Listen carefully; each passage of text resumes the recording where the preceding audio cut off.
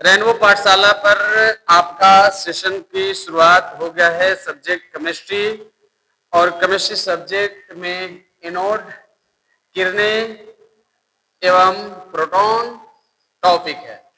तो एनोड किरणें, जिसे एनोड रेज कहेंगे एवं प्रोटॉन कहेंगे। तो एनोड किरणें है एवं प्रोटॉन है, इसके बारे में जानना है कि एनोड किरणें क्या है और प्रोटॉन की क्या विशेषता है। इसके बारे में आज सबको जान लेने की आवश्यकता होगी। अच्छे बात को याद रखिए। तो सबसे पहले इस रेज आता है एनोड किरणें के बारे में गोल्डस्टीन साहब को, इसको याद रखिएगा। और गोल्डस्टीन साहब 1984 में इन्होंने जन्म वियतनाम में हुआ, लेकिन मान्यता 1984 में प्राप्त कर लिए गोल्डस्टीन साहब ने। इन्होंने क्या किए हैं इस बात को अब सुनिए। ना तो जानकारी हो गया एनोड के बारे में, इन्होंने कैसे कैसे जानकारी दिया, एनोड क्या होती है, एनोड की क्या खासियत होता है, प्रोटॉन के यहां से कैसे निर्माण होती है, सारे चीजों के बारे में इन्होंने उल्लेख करवाया है। तो देखिए, सबसे पहले बात ऐसा होगा कि सबसे पहले करना क्या है कि विसर्ग नली ले लेना है। तो जो लेना होगा उसको तो लेना ही पड़ेगा ना, बिना लिए काम कैसे चलेगा बताइए। तो जो लेना होगा उसको पहले लेना होगा। अब उसके बाद यहां से आप खाली करने के लिए आपको यहां से जोड़ देना होगा। जरूरत पड़ेगा तो आप इसको खोलकर गैस को बाहर बहा सकते हैं, निकाल सकते हैं।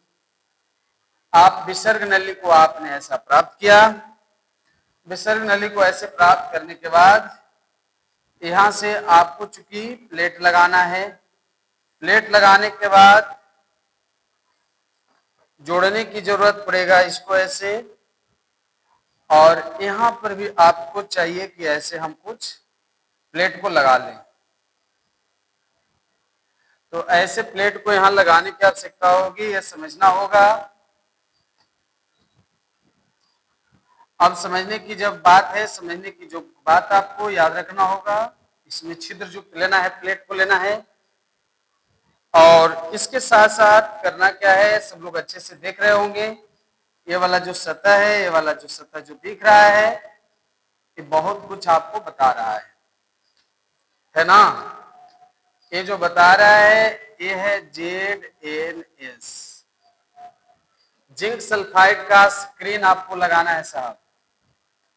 क्या चीज का पर्दा लगाना है, जिंक सल्फाइड का पर्दा लगाना है।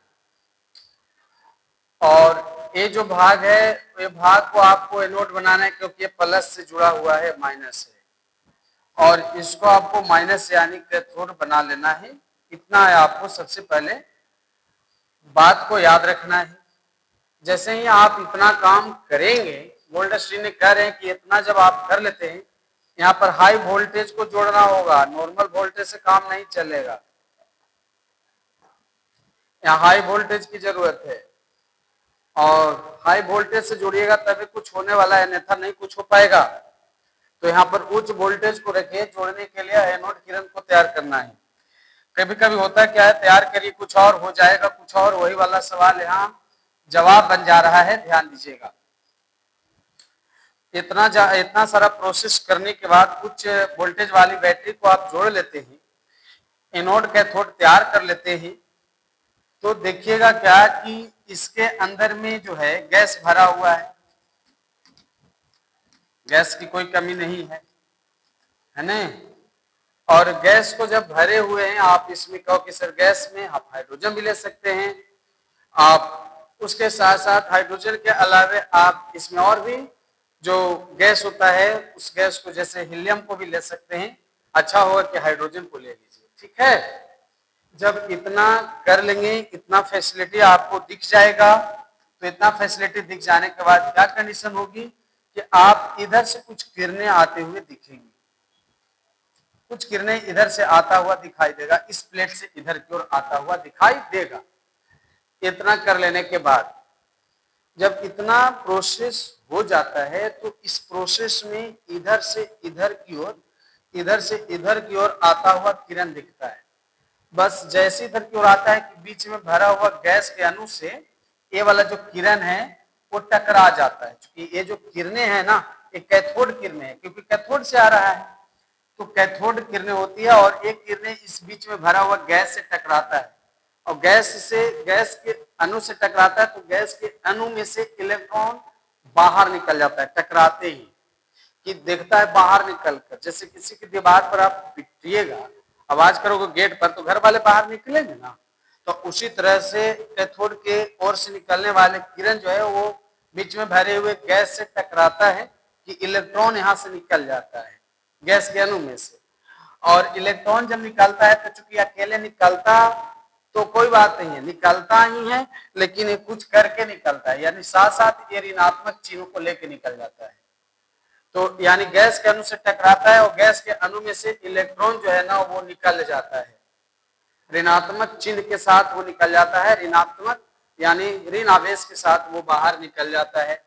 अब गैस के अणु में से ऋण चीज निकल गया तो आपको याद रखना है कि इसमें यानी गैस धन आवेशित रूप में बदल जाएगा। और जब गैस धन आवेशित रूप में बदल जाएगा तो धन आवेशित रूप में बदल जाएगा तो इसका काम क्या है कि एक करेगा यानी एनोड की ओर गति, कैथोड की ओर, एनोड से कैथोड की ओर, क्योंकि धन आवेशित रूप में बदल गया। तो जब यानी कैथोड की किरणें गैस के अणु से टकराता है तो गैस के अणु में से इलेक्ट्रॉन निकल जाता है और गैस के अणु धन आवेशित रूप में बदल जाता है और धन आवेशित रूप में बदलकर वो कैथोड की ओर जाता है और इतना रफ्तार होती है कि कैथोड के छिद्र को पार कर जाता है। और कैथोड के छिद्र को जब पार करता है तो पार कर जाने के क्रम में आगे जिंक सल्फाइड, नहीं तो ये भी पार कर जाता, आगे जिंक सल्फाइड के पर्दा पर वो प्राप्त हो जाता है। तो जैसे ही यानी एनोड से एनोड किरणें कैथोड के दीवार को पार करता है कि पार करने के बाद कैथोड दीवार को पार करने के बाद वो यानी बेकर यानी ये जो विसर्ग नली है उसकी सतह पर जो पर्दा लगा रहता है वो पर्दा पर वो प्राप्त कर लिया जाता है।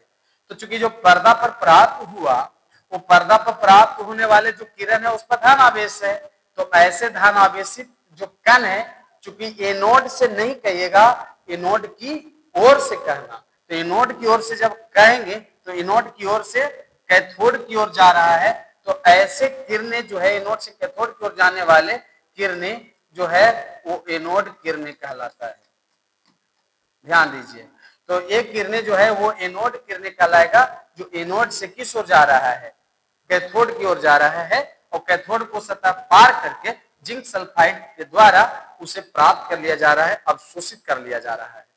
चूंकि धन आवेशित यानी जब ऋण आवेशित होता है तो इलेक्ट्रॉन और धन आवेशित होता है तो इसी का नाम होता है प्रोटॉन, ध्यान रखना है। तो यहाँ पर यानी प्रोटॉन की भी उत्पत्ति हो गई एनोड के साथ साथ, इस बात को गोल्डस्टीन ने बता दिया। तो प्रोटॉन की उत्पत्ति का श्रेय किसको दिया जाता है, गोल्डस्टीन को दिया जाता है। क्लियर हो गया। और ऐसे भी प्रोटॉन मतलब पीला, गोल्ड का भी रूप पीला ही होता है, इसलिए याद रखना है। तो एनोड किरणें एनोड की सतह से नहीं बल्कि बीच में एनोड और कैथोड के बीच भरे हुए गैस से उत्पत्ति एनोड की होती है। इसलिए एनोड की उत्पत्ति पर जब आपको बात करनी हो तो बताना होगा कि एनोड किरणें की उत्पत्ति एनोड और कैथोड के बीच भरे हुए गैस के अणुओं से होती है, नहीं कि एनोड की प्लेट से होती है। तो एनोड और कैथोड के बीच भरा हुआ जो गैस है उसके गैस से ही एनोड किरणों की उत्पत्ति होती है, क्योंकि उस पर धन आवेश होता है। क्लियर हो गया यहाँ तक। अब यहाँ तक फिर से एक बार आप रिवर्स ले सकते हैं। हमने बोला कि एक विसर्ग ने ले लीजिए, इसमें निम्न दाब पर गैस को भर लीजिए, गैस को निर्वात करना है तो यहाँ से आप पिस्टन खोल के निकाल सकते हैं। इसमें यानी दो इलेक्ट्रोड लगाना है, एनोड और कैथोड। एनोड का संबंध बैटरी के धन प्लेट से और कैथोड का संबंध बैटरी के ऋण प्लेट से रखिए। उच्च वोल्टेज वाला बैटरी को जोड़िए। उसके बाद इतना प्रोसेस करने के बाद जब संचालन प्रोसेस होगा तो कैथोड से किरणें निकलेगी जो एनोड की ओर आएगा, बीच में भरा हुआ गैस के अणु से टकराएगा तो गैस के अणु से इलेक्ट्रॉन बाहर निकल जाएंगे, तब गैस का अणु धन आवेशित रूप बदल जाएगा। धन आवेशित रूप में बदलेगा तो धन आवेशित रूप चलेगा आपके एनोड से कैथोड की ओर, तो एनोड की ओर से चलेगा कैथोड की ओर, जो कैथोड को पार कर जाएगा, जिंक सल्फाइड के पर्दे पर उतर जाएगा, अवशोषित कर लिया जाएगा। चूंकि ऐसे कण धन आवेशित होता है तो धन आवेशित कण प्रोटॉन कहलाता है और इस प्रकार यह किरण के रूप में प्रकट होता है, तो ऐसे किरण को एनोड किरणें कहते हैं। तो आपका क्या कहना है आप समझ गए होंगे। साथ ही साथ अब चलेंगे कि लगेगा कि सर एनोड किरणों यानी एनोड किरणें का जो गुण होती है वो कैसी इसकी गुण है, एनोड किरण का गुण कैसी है, ये गुण की बात करते हैं। गुण का सबसे पहले बात करेंगे कि एनोड किरणें का जो गुण है वो कैसी एनोड किरणें का गुण होता है, इसको सबसे पहले आप लोग को समझना है। और रेनबो पाठशाला चैनल पर आप पढ़ रहे हैं और आप स्टूडेंट पहले बार हैं तो सब्सक्राइब कर लीजिएगा ताकि नोटिफिकेशन आपको मिलते रहेगा। और इसको जितना ज्यादा से ज्यादा शेयर कर सकते हैं, लाइक भी कर सकते हैं, कमेंट भी कर सकते हैं और लोगों तक शेयर भी करिए ताकि और भी बच्चों को मौका मिल सके। तो अब है इसकी किरण का गुण यानी एनोड किरणें का गुण को यदि समझना चाहेंगे तो एनोड किरणें का गुण पर थोड़ा सा बात करना चाहेंगे कि आखिर एनोड किरणें का प्रॉपर्टीज क्या है। Properties of anode rays in the first properties यानी किसका एनोड रेज का सबसे पहला जो इसका प्रॉपर्टीज होती है कि ये स्ट्रेट लेंथ में चलता है यानी स्ट्रेट रूप में चलता है, सीधा रूप में चलता है। तो एनोड जो किरण है वो सीधे गमन करता है और कैथोड को पार कर जाता है और अपने मार्ग से यानी अपने पथ से यह डिफ्लेक्शन नहीं होता है, यह विचलित नहीं होता है। नो डिफ्लेक्शन इन एनोड पथ यानी एनोड किरणें अपने पथ से विचलित नहीं होती है, वो सीधा चलता है। तो इससे ज्ञात होता है कि इसको चलने का रफ्तार तेज है। तो पहला इसका गुण हुआ कि एनोड किरणें जो है वो तेज रफ्तार से चलता है, सीधा चलता है। दूसरा इसका यदि प्रॉपर्टी याद करना चाहेंगे तो इस पर धन आवेश होता है। दूसरा प्रॉपर्टी कौन सा, positive charge available in anode rays और एनोड रेज में जो यानी जो पावर है वह धन आवेश का पावर है। दूसरा गुण हो गया। तीसरा है कि एनोड में जो छोटे छोटे कण होते हैं, एनोड किरणें में जो छोटे मॉलिक्यूल्स होते हैं वह एनोड का यानी छोटे कण प्रोटॉन होता है। तो तीसरा हो गया प्रोटॉन। याद रखिए फिर से, एनोड सीधे रास्ते से चलता है, इस पर धन आवेश होता है और इसमें छोटे कण प्रोटॉन कहलाते हैं। चौथा जो रूप होगा इसका आपको पॉइंट बनाकर लिख देते हैं ज्यादा अच्छा होगा। यानी सीधा मार्ग से चलता है, ये सीधा मार्ग से चलता है। ठीक है, एक गुण हो गया। नंबर 2 है कि इस पर धन आवेश होता है, पॉजिटिव चार्ज होता है। थर्ड हो जाएगा कि इसके जो मॉलिक्यूल हैं, इसका जो कण है यानी एनोड किरण में छोटे कण प्रोटॉन होते हैं, छोटे कण प्रोटॉन होते हैं। 3 हो गया। चौथा जो है कि जानना होगा आपको कि एनोड का जो द्रव्यमान है, मास ऑफ एनोड रेज, इसका जो द्रव्यमान है, इसका द्रव्यमान हाइड्रोजन के द्रव्यमान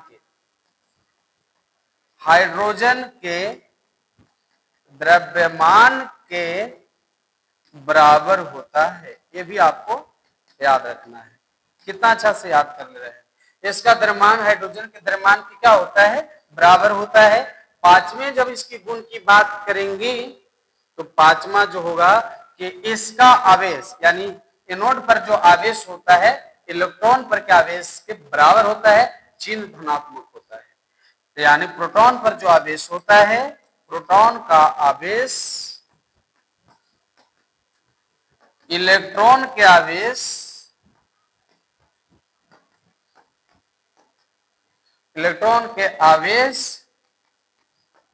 के बराबर होता है। कोई भी चीज का 5 गुण याद रखिएगा। जैसे देखिए इलेक्ट्रॉन का आवेश यदि आप निकालना चाहते हैं तो आपको घबराने की कोई जरूरत नहीं है। इलेक्ट्रॉन का क्या होता है यानी -1.6 गुने 10 टू द पावर -19 कूलम, इसको माइनस में लिखते हैं। 1.6 गुने 10 टू द -19 कूलम होता है और प्रोटॉन को वही लिखेगा तो +1.6 गुने 10 टू द पावर 19 कूलम। ये यहाँ प्लस है वहां माइनस है, यही आपको अंतर है। और यही चीजें आप लोग को खास रूप में याद रखना होता है। यदि ऐसे रूप में याद रखते हैं तो ठीक है। तो इलेक्ट्रॉन का होता है -1.6 इंटू 10⁻⁻, ये चिन्ह का सिर्फ अंतर होता है। 1.6 बोलिएगा, यदि आपको अलग अलग नहीं बोलना प्रोटॉन इलेक्ट्रॉन तो सिर्फ 1.6 दोनों को बोल सकते हैं, लेकिन आपको दोनों को स्पष्ट कर देनी है तो एक में माइनस एक में प्लस कर देना है। तो ये रहा प्रोटॉन एनोड। एनोड किरणें और उसमें कण जो है प्रोटॉन है। इस प्रकार से एनोड किरणें की उत्पत्ति को लेकर के आपने पढ़ाई किया, प्रोटॉन की उत्पत्ति को लेकर पढ़ाई किया। प्रोटॉन की उत्पत्ति का श्रेय जाता है गोल्डस्टीन को, और इस तरह से गोल्डस्टीन का श्रेय जाता है प्रोटॉन की उत्पत्ति। क्लियर हो गया? कोई दिक्कत नहीं। फिर मिलेंगे नए टॉपिक के साथ। धन्यवाद।